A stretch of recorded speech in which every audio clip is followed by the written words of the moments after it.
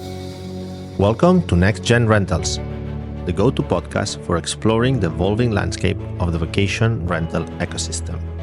Here, we deep dive into the world of vacation rentals, share experiences, and tackle the industry's biggest challenges.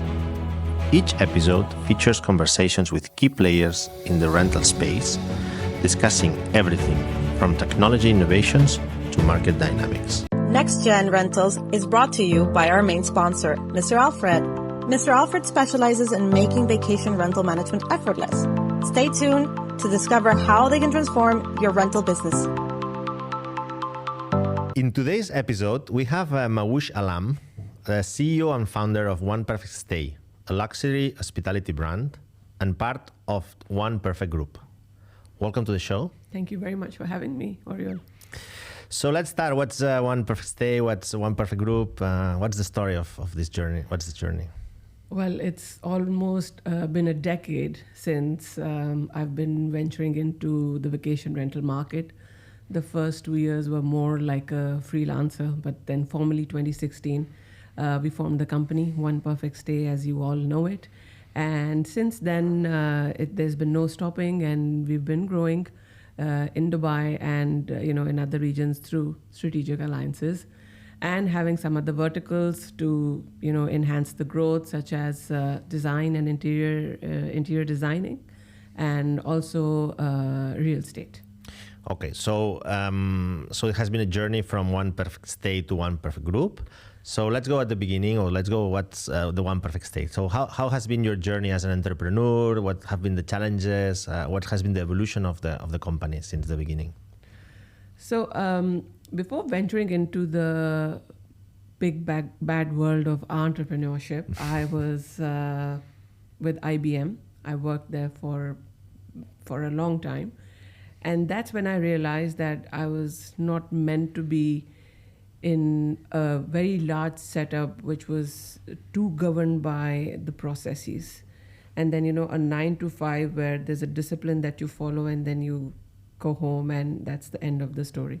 So, it varies from person to person and the kind of person that I am, and with the sort of energy that I operate on, it had to be something which will keep me on my toes all the time. I knew I had to do entrepreneurship. I knew I had to do something of my own. But honestly, getting into vacation rental holiday homes was sort of coincidental. And but when I got into it, even then, there were thoughts and there were concerns. Personally, you always question yourself that is this something that you want to do? Mm-hmm.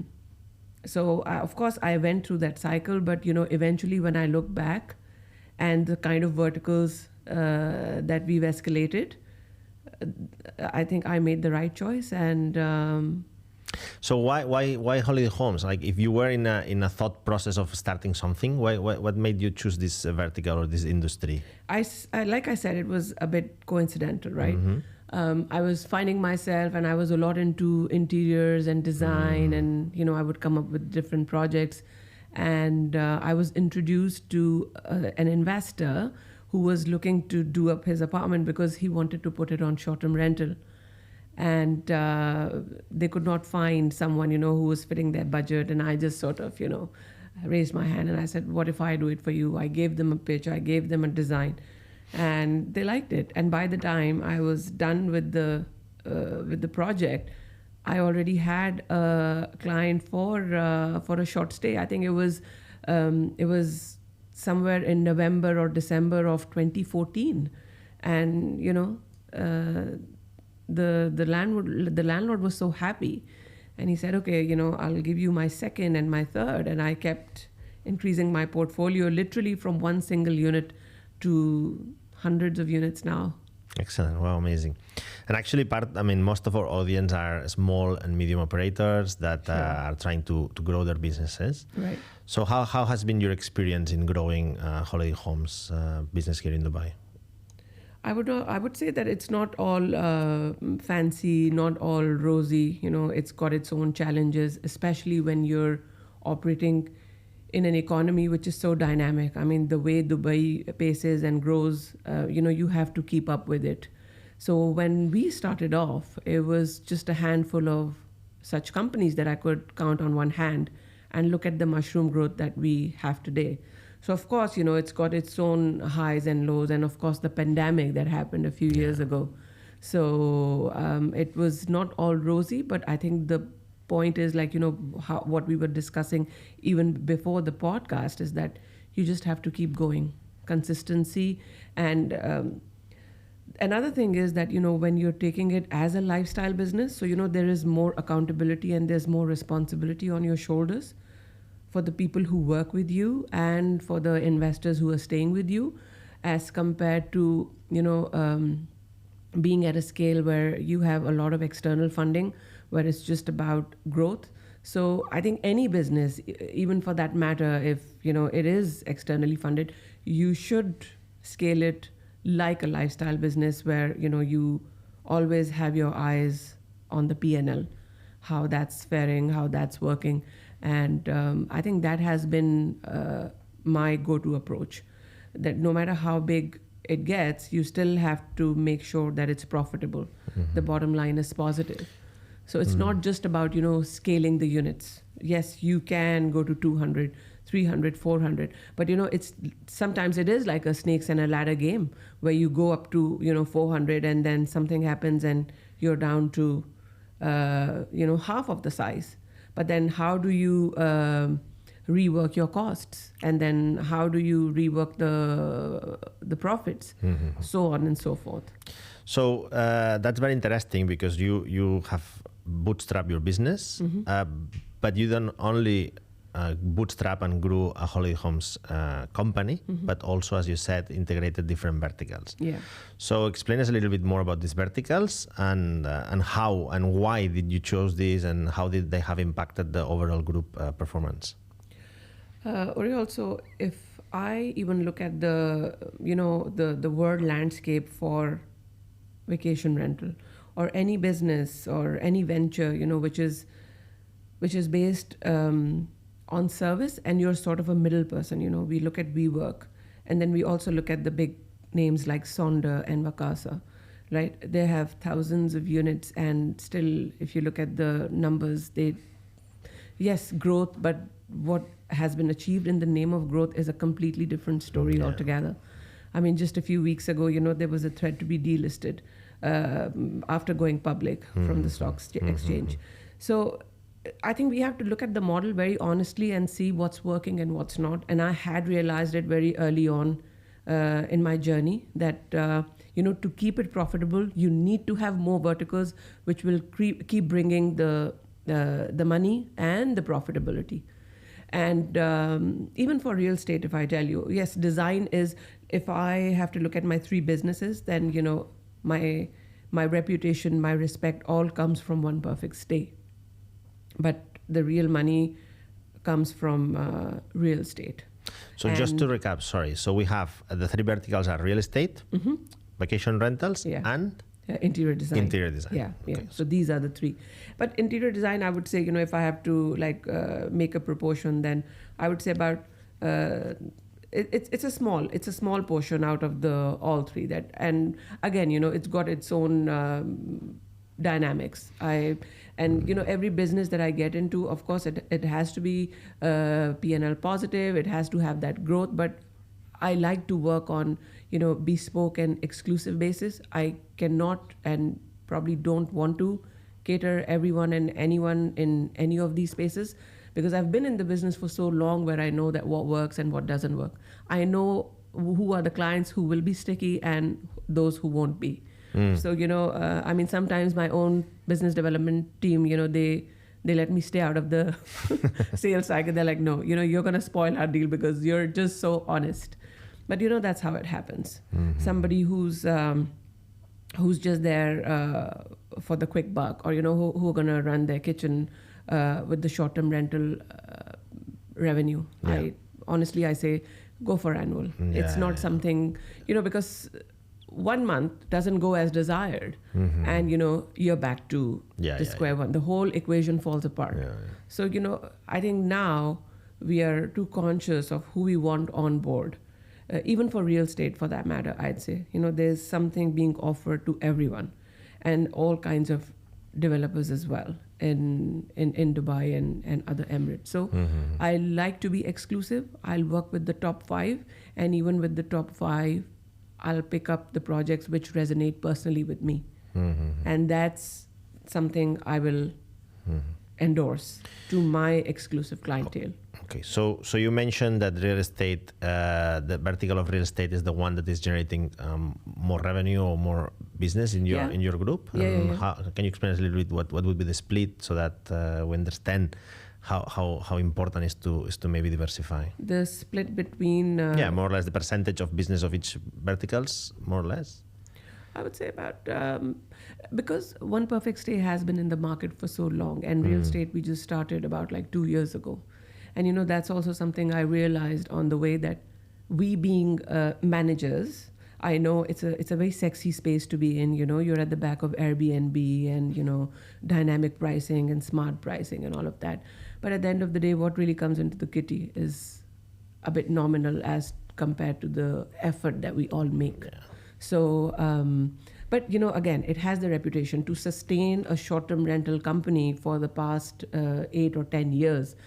I think it's an achievement on its own. So, but again, we are just managers. We are coming really late into the sales cycle. The real deal happens when the investor is making that decision when to go for a certain asset and why. And I think we have encountered and we have experienced all kinds of areas, and we know at the back of our hand what works and what doesn't.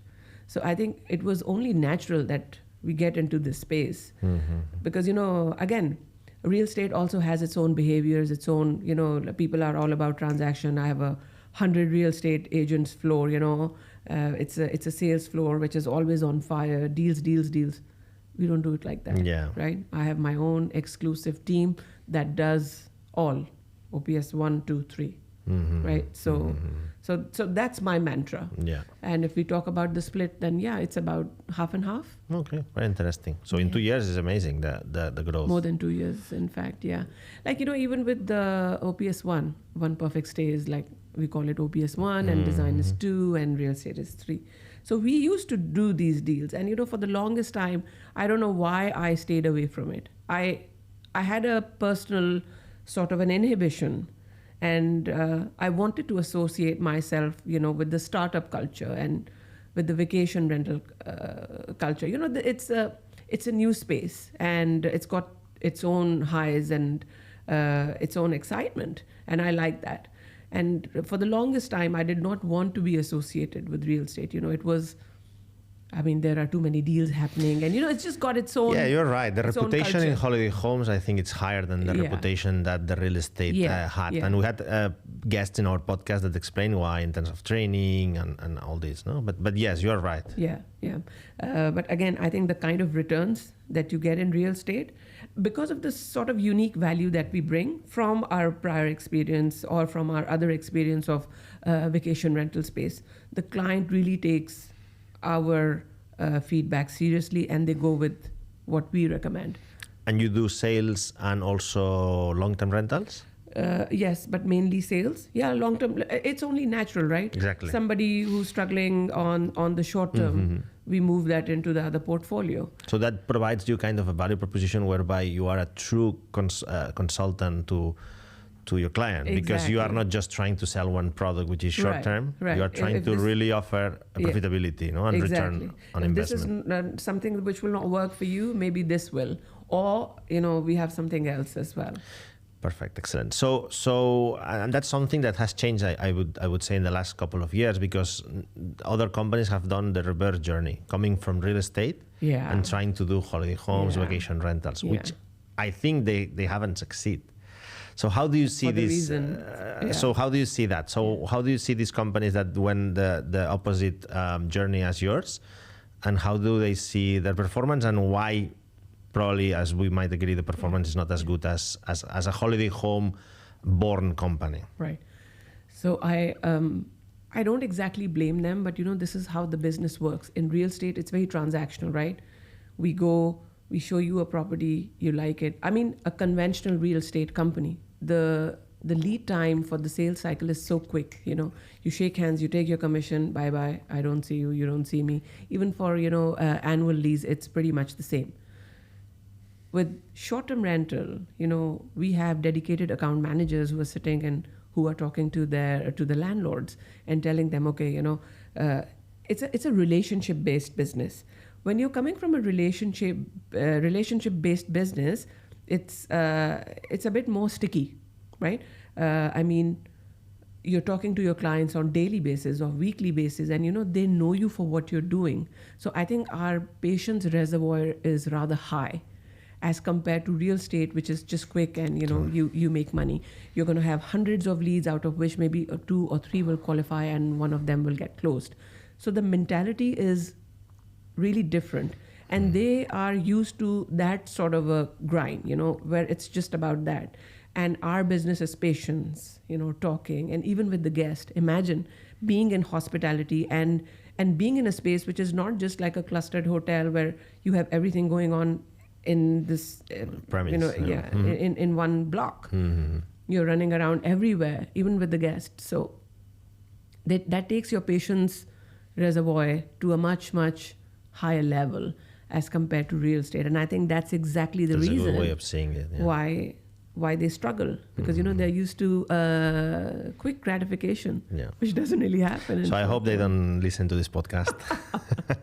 No, I hope they do, and they learn the lesson. Yeah, absolutely. Competition is good at the end. Good competition is good, right? Yeah, the bad competition is not good, but the good competition is good. When Definitely. your competitors are good, everyone improves. When your competitors are subpar, then the industry. But I would say it's got its own natural trajectory. Whoever is good will stick. Correct. Yeah. Correct. So, you are waving the flag of profitability, which is very, you were mentioning about investors, but in the investment ecosystem also, it's now very trendy, to be profitable. Yeah. So what are the metrics or the areas that you focus on in your company to achieve this profitability? So which areas would you recommend also a small, medium operator to focus on if they want to achieve growth in a sustainable manner? I think every area has its own working, has its own winning formula. Just recently, and because data is our best friend, we were going through it. What does the secondary say? What does the primary say? Primary, let's say downtown, Palm, everything works. Everything works on a decent ADR, on a decent occupancy. But surprisingly, even the budget and the secondary areas do fare well. What is our metric of comparison? It's annual rental, right? So of course, the sort of guests that you're targeting for the secondary area, if they're more long-term, and of course the unit size should be bigger. So that is something which works well in the secondary. And in primary, everything works. And when it comes to your own company, so you say we want to grow sustainable. So it's a matter of identifying the right areas to develop your business and grow. Like, for example, we'll only focus on downtown and marina. It's a matter of having, like a lot of technology in the operations, for example, or having, remote teams, or what would be your areas of focus that you think, okay, we achieved this growth so far profitably without investment because we focus on those areas. No? So which are those areas that you would say are the key in your case? I think in this case, and I have given this a lot of thought, that, what we were even discussing prior to starting the podcast is that, I think one model will not fit every region.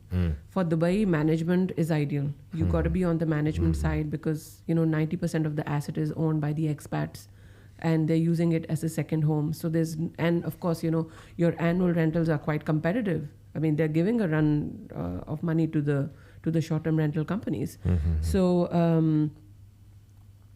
in this region, I would still say keep it sticky on management, be ready for the turnover because that's what's going to happen. But I'd say in other areas, there are better opportunities for rental arbitrage. And I am closely eyeing that. On top of my list is Colombo and major cities in Italy on the master lease and the rental arbitrage model, and of course Spain. So those are the areas where I've run the numbers, and the high level numbers say that these are the places where we should be focused more on the master lease model. So it's got to be hybrid between these two, and then eventually build to rent communities. Yeah. Okay, so let's go now to continue to the market outlook. So how has been how has you seen the 2023 market? I think it has been a complex year for everyone. And how do you see the 2024 going forward?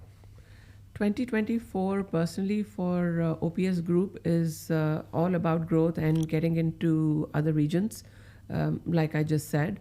2023 was interesting, but I think, to be honest, it was a fair year where you see, I think over a period of time, the growth has been consistent and the numbers haven't changed year on year. 86% occupancy, faring about the same asset size of 100 plus 150, 140, close to 200 units. So it always sort of oscillates between these two. I would say, the numbers have been consistent. So now what more can we do? I think we've sort of optimized this area. What are the new ventures of growth, if you ask me, is something that I've just told you. Okay, very good. Let's take a moment to thank Mr. Alfred, our sponsor. They're not just a property management system. They're a comprehensive solution for vacation rentals, offering everything from dynamic pricing to efficient marketing. Their intuitive platform simplifies operations so you can focus on growth.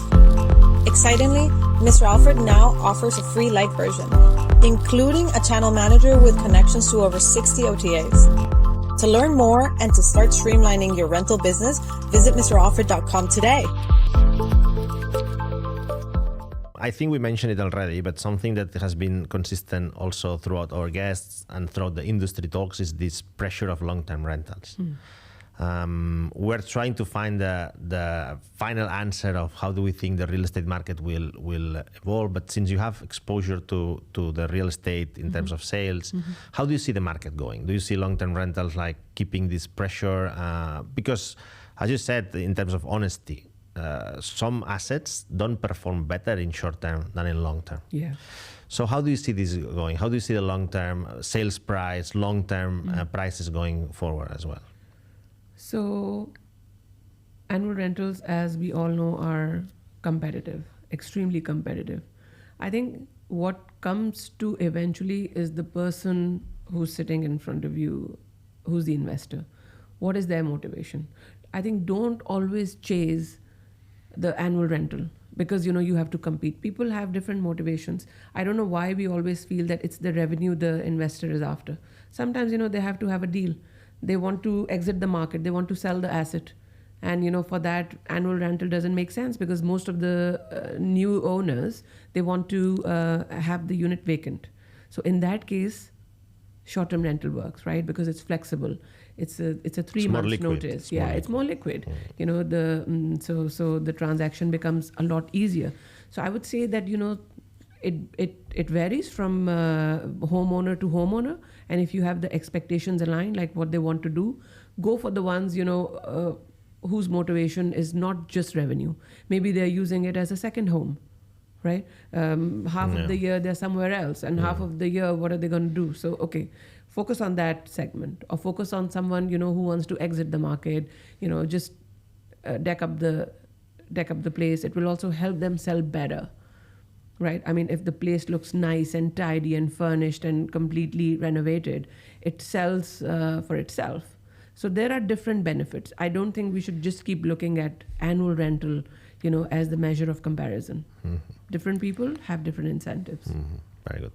So, and also you mentioned different areas of focus of your company. So how do you, we're very also we love the design, the looks of the apartment and everything. So how do you see the interior design? You mentioned it a little bit, but let's focus a bit more. How do you look the interior design and the look and feel of the apartment as a key also lever for growth and for success? And how do you apply it in your company? Is it working only for the One Perfect Stay, or you do also external clients? External once in a while, only for people who are coming to me through reference. They admire our designs and they want to work with us, but mainly it's through the OPS portfolio. And when we are, let's say, doing up a space for short-term rental, my main idea is that it should not look like a hotel. You're not coming to a hotel room and staying there for a couple of days. It's got to have that homely feeling, but it should not even look like a home.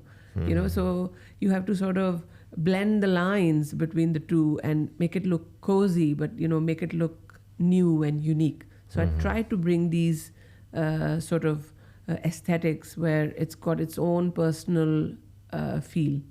So each of your apartments are different? Yes, mostly. Okay, excellent. But sometimes what happens that people like a certain design and say, we want exactly that. Inspired by the other, right? So we say.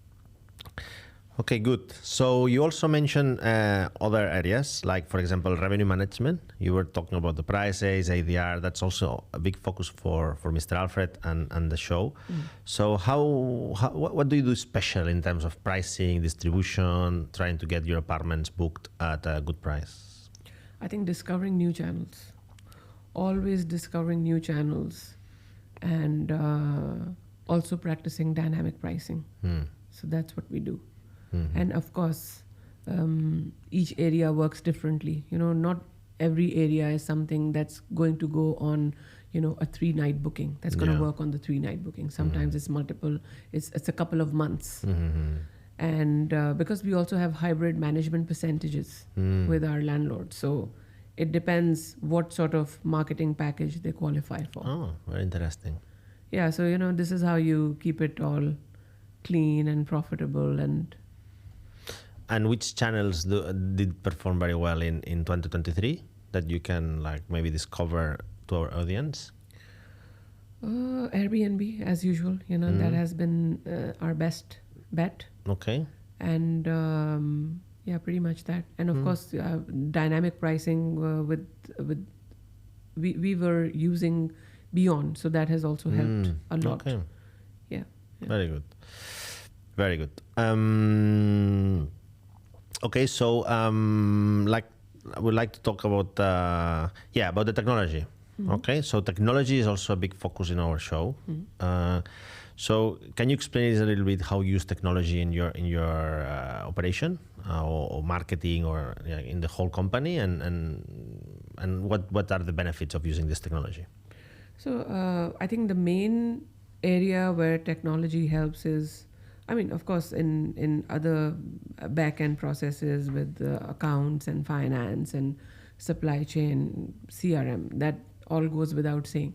But where it's directly impacting the business and the revenue is through these platforms, right? The smart platforms where Airbnb is implementing its own smart pricing, and it's helping you, it's recommending you the rates, the sort of insight it's giving you with the current market that you're performing in. So that's very insightful.